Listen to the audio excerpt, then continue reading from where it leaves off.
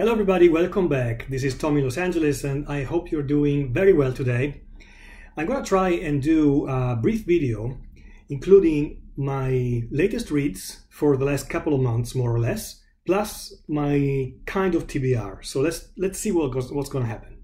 So recently I've read a couple of graphic novels. I'm going to start from this one that's called The Many Deaths of Lila Star, which is a great graphic novel. It's in fact the collection of 5 different issues that have been published, and so it was divided into 5. Like, it seems to be like a format that is used nowadays with many comics.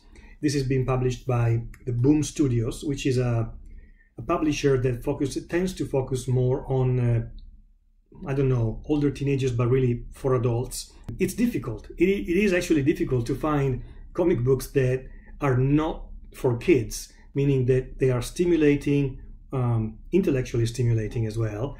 And I would say they are probably 5 or 10% of the entire comic book production, at least that I know of. And this one definitely falls into that 5 or 10%. I already knew the author, Ram V. He's from India, he lives in London, and he is the author of Graffiti Wall. That's another really brilliant graphic novel that I reviewed on my channel some time ago. The artist is Felipe Andrade. He's an artist from Lisbon, Portugal, so maybe my friend Christina on BookTube has heard about him, Felipe Andrade. He has a really great style in terms of design. I'm going to show a couple of pages. It's also very, he's got a strong personality as a graphic style, because characters tend to have long limbs, and they're not simply, let's say, standard. It's not only a beautiful art to watch, to see and enjoy, but also you can see there's a unique personality and identity behind this art. I also would like to mention the colorist, because the colors are by Ines Amaro, and I really love the coloring on this book. I still have to say what it's about. So the blurb on the back cover says, humanity is on the verge of discovering immortality. As a result, the avatar of death is cut down to earth to live a mortal life in Mumbai as 20-something Lila Star. Struggling with her newfound mortality, Lila has found a way to be dropped in the time and place where the creator of immortality will be born, and try to stop him.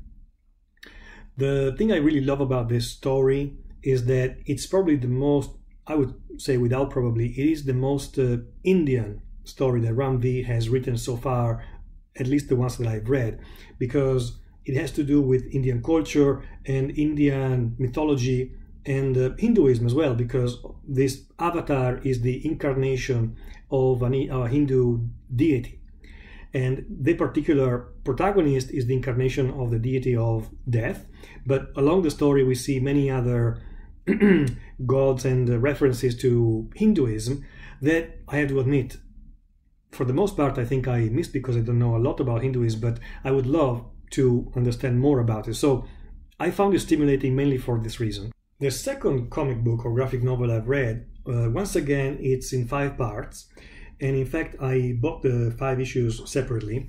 It's this one. It's the title, intriguingly long title, is Regarding the Matter of Oswald's Body. It's an off-kilter crime thriller set in the shadows of history's greatest conspiracy, the JFK assassination.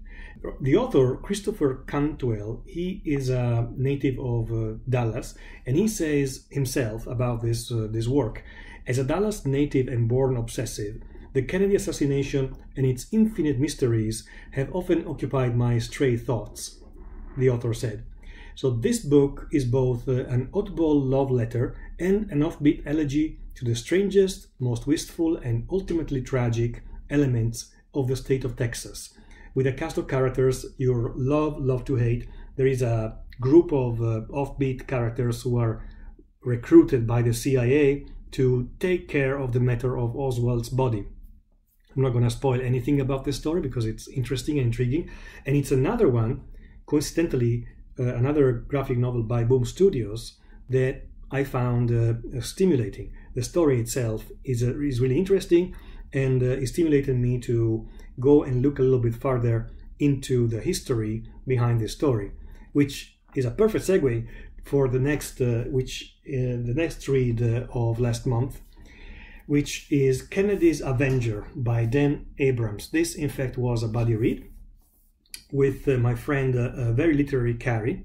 So we had a lot of fun reading this book because the title might be a little bit not fully correct because it talks about conspiracy, but in fact, the book itself, it's a history book that focuses on the trial of Jack Ruby. So it does say assassination, conspiracy, and the forgotten trial of Jack Ruby, but the correct title should be The Forgotten Trial of Jack Ruby, full stop. Of course, there are many dots to connect and that have to do with the conspiracy, and something has to do with the assassination. Yes, of course, but the book in itself is almost day-by-day narration and factual recounting of the trial of Jack Ruby. What the attorneys said, sometimes literally, what the judge said, what the witnesses said. So it's also interesting from a legal history point of view because there are many elements of legal history that a law student would find very interesting. The conspiracy element is really almost not touched at all. I think Dan Abrams, the author, does not even think or believe that there was a conspiracy behind the JFK assassination. And for an in-depth conversation about this book, I would defer you to a video that we recorded and published yesterday on Carrie's channel, Very Literary Carrie. I'm going to leave the link down below, where we talked about the book for, I think, more than an hour, and we kind of presented the positive aspect, the negative aspects, and we try to really give a 360 degrees review. So would I recommend this book? If you're interested in the subject, absolutely yes. If you don't have a particular interest, maybe this is a little secondary compared to some of the books that mainly have to do with the JFK assassination. The next book I read was a recommendation. I was recommended by multiple booktubers, in fact. I don't know exactly why, but this book has been particularly popular on some channels on BookTube. And the title is Lemon. It has a very, let me say, evocative cover and format, graphic format. It's not a very long book. In fact, it is 150 pages only. It's a thriller written by Kwon Yo-sun, who is a Korean author. She's a very well-regarded author in Korea. She received the Sangsang Literary Award for her debut novel in 1996, and then she went on to win many other literary awards. Lemon is her first novel to be published in English, and it's a thriller. It's a thriller that is based in Korea in the summer of 2002, when Korea is abuzz over hosting the FIFA World Cup, and a beautiful girl in a high school is killed in a mysterious way. And so the book reads like a, let's call it regular thriller or crime whodunit type of book. However, it has a twist even from the structural point of view, because every chapter is narrated from a different first person singular, and it's also up to the reader to figure out who this first person, this I narrating the story, is in every chapter, which adds to the fun of the reading experience. I loved it. I really loved it. It kept me interested on every page. I found that there are some specifically Korean aspects of the Korean culture that I'm sure I have missed because I don't know Korean culture very well. But I'm going to probably link a couple of videos below where a couple of Korean booktube friends talked about this book, and they certainly picked up on those cultural elements that I missed. But I would recommend it to everybody as a pretty quick read with a little bit of a different flavor. My only question about this book is why it's called Lemon. This is the mystery that I still haven't solved. I haven't been able to understand exactly.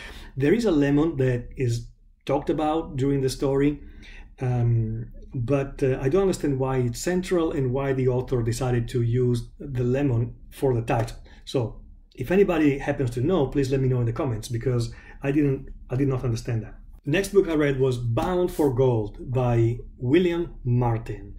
William Martin, this book actually came out recently, I think only within the last couple of years. It's been published in 2018, so 3-4 years ago.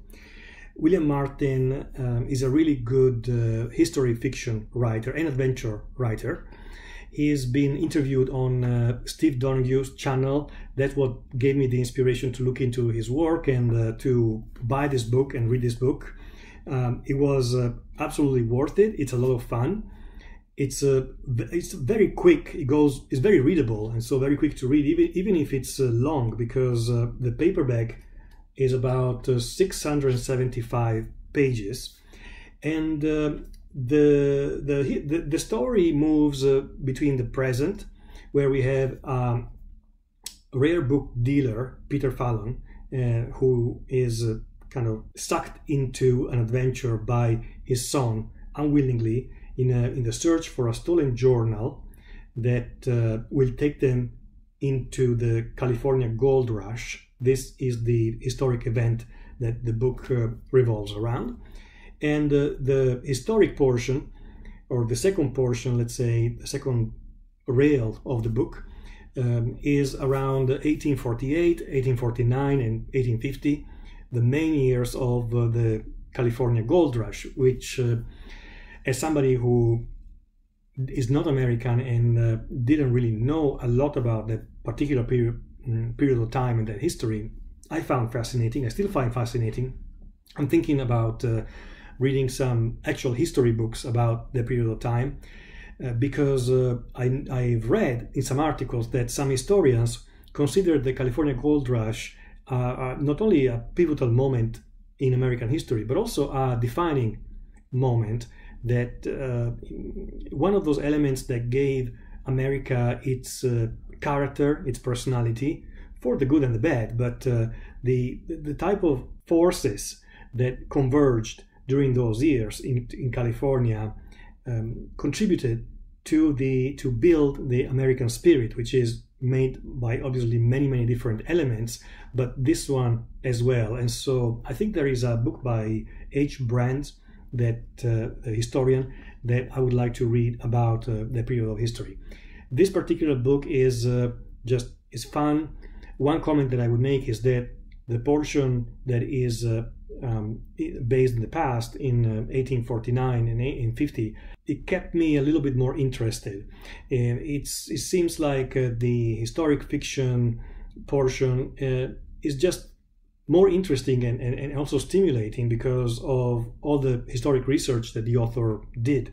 I found it a very seriously researched historic fiction. Then I read a book in Italian that I'm afraid is not translated in English, but I'm going to present it anyway, just for your curiosity. And it's called L'Alta Fantasia by Pupi Avati. Pupi Avati is an Italian director, very famous and celebrated in Italy.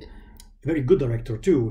Some of his movies are really good. If you can find any, I would suggest you look for them.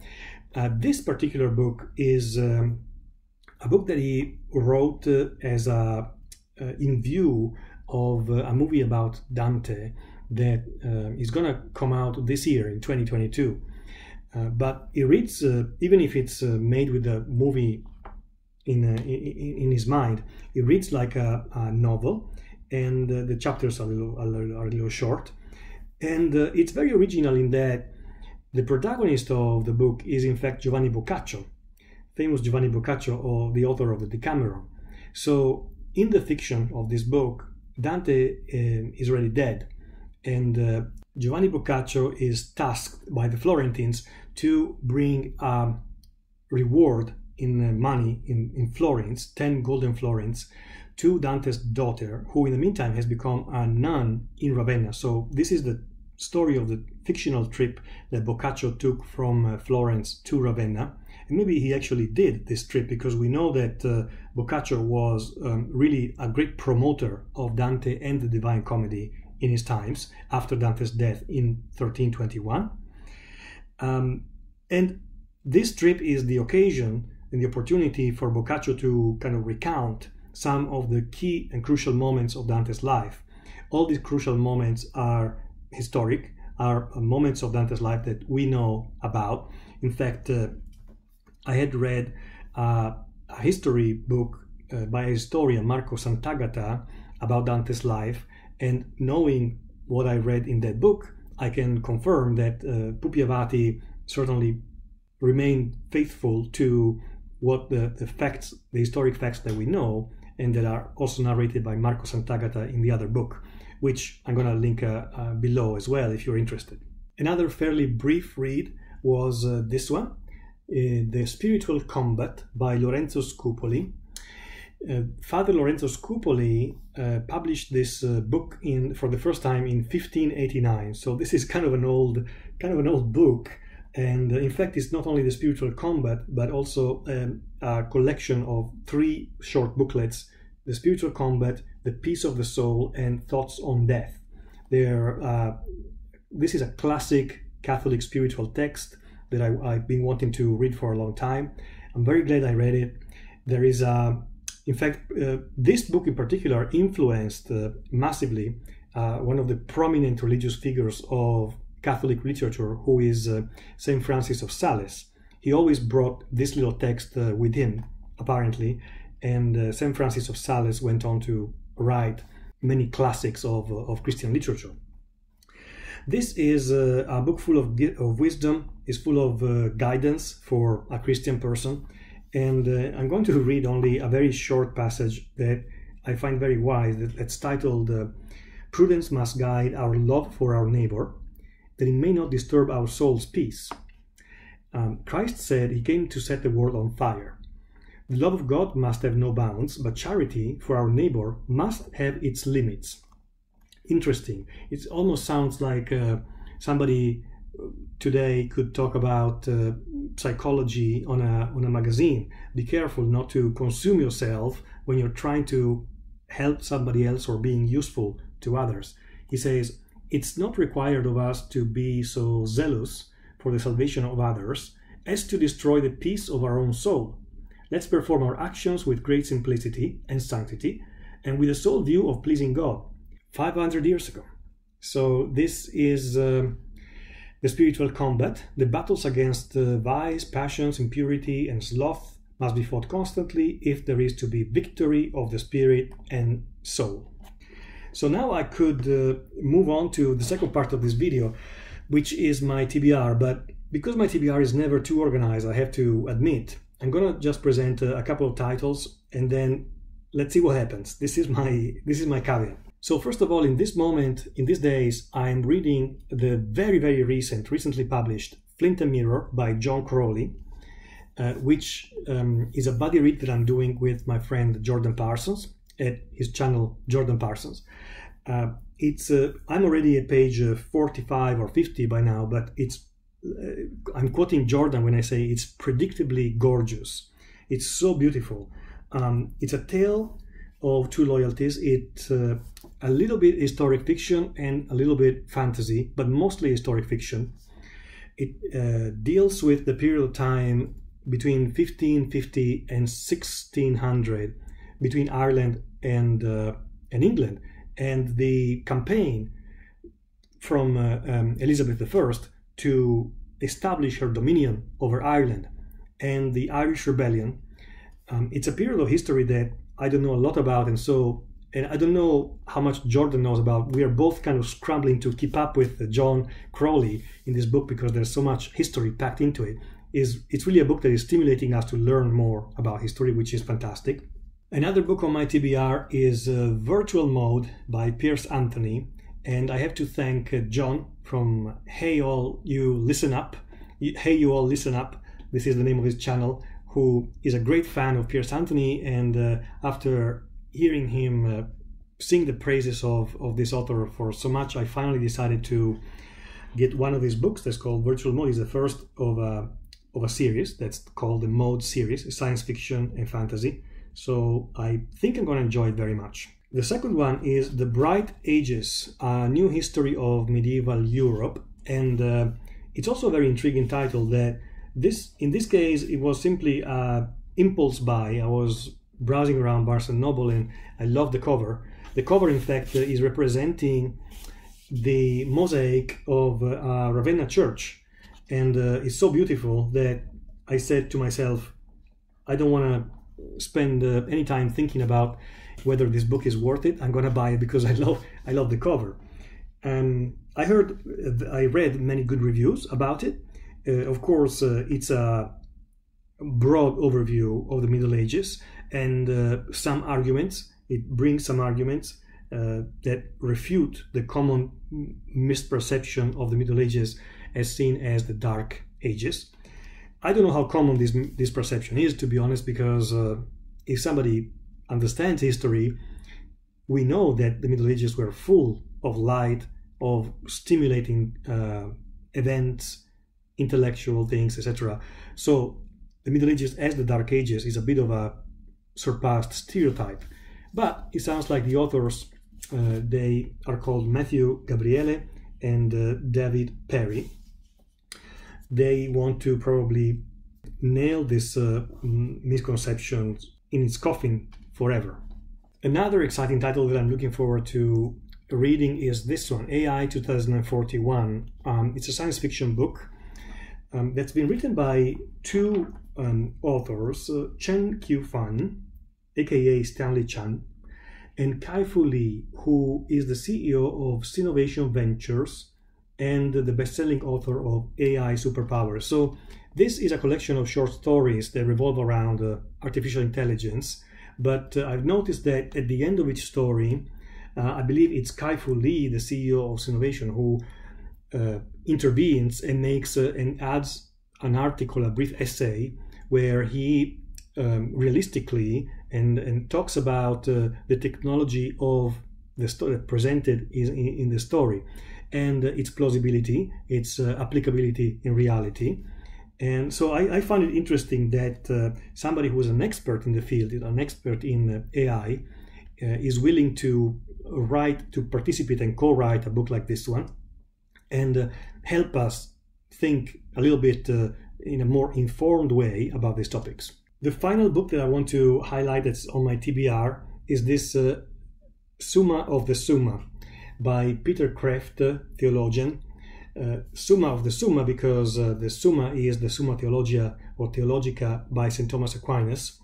This Summa, or summary of the summary, which is really hilarious if you think about it, because it's 540 pages itself, is a buddy read that I'm looking forward to doing with my friend Jason Harrigan at his channel, Jason Harrigan.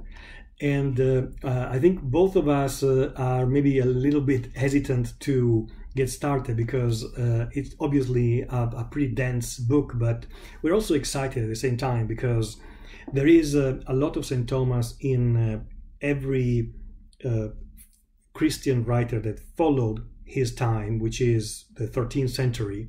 So let's see when we will get started. It's going to be a very, now of course with maybe Midrash event, with the maybe Midrash event coming up, this could be a good opportunity, although this particular book I'm not presenting for maybe Midrash. I'm planning to do a separate short video where I present my short TBR for maybe Midrash. For now, thank you so much for watching and for listening, and happy reading to all of you. Thank you.